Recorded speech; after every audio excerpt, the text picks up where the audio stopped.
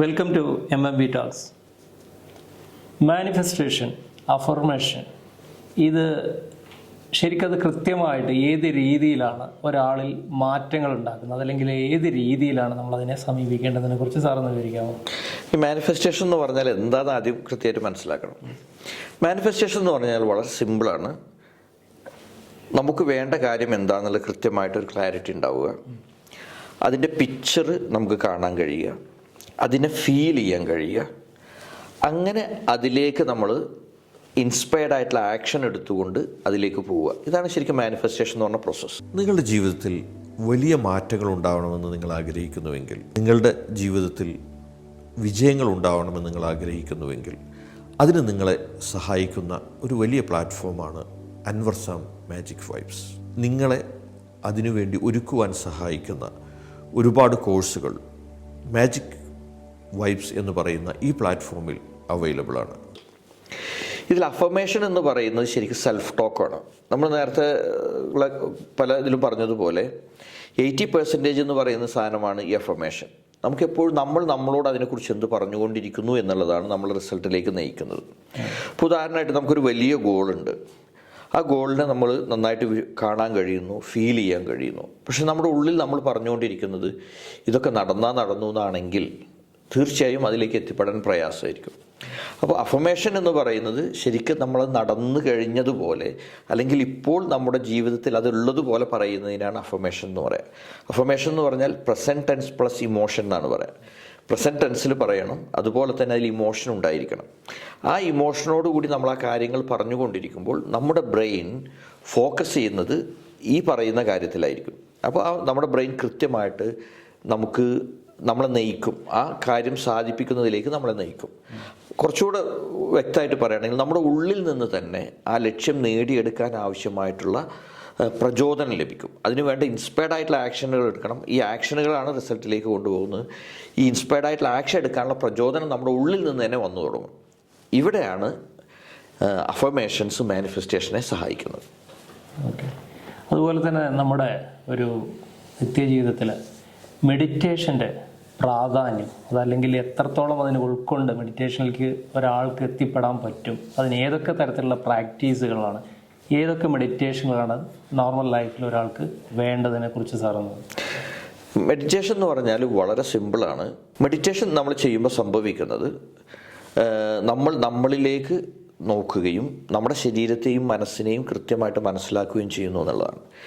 ഈ നമ്മുടെ മനസ്സിനെക്കുറിച്ചും നമ്മുടെ ശരീരത്തെക്കുറിച്ചുമുള്ള നമ്മുടെ അവയർനെസ് അല്ലെങ്കിൽ അറിവാണ് നമുക്ക് കൃത്യമായ കാര്യങ്ങൾ ചെയ്യാൻ നമ്മെ പ്രാപ്തമാക്കുക.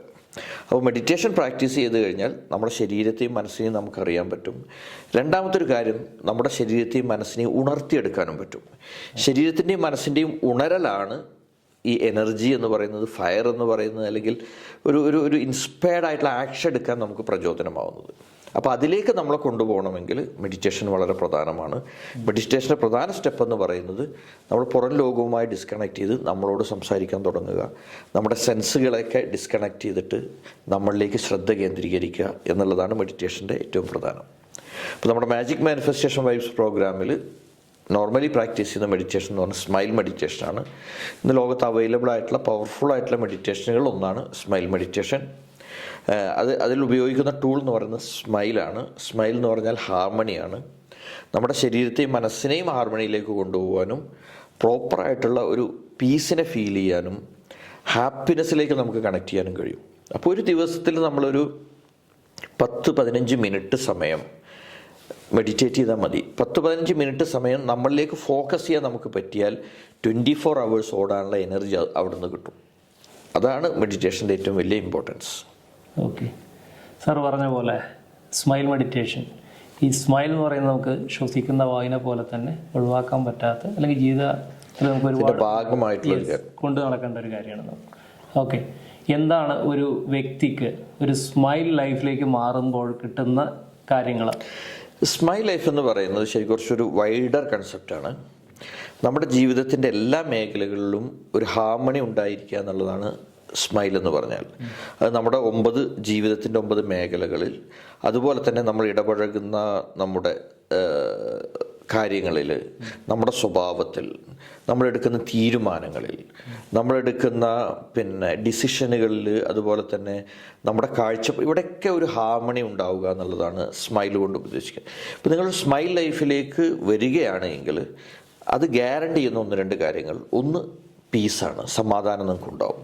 2, നിങ്ങൾക്ക് ഇപ്പോഴുള്ള ഏത് ജീവിത സാഹചര്യത്തിലാണെങ്കിലും ആ ജീവിത സാഹചര്യത്തിൽ നിങ്ങൾക്ക് സന്തോഷം കണ്ടെത്താൻ കഴിയും.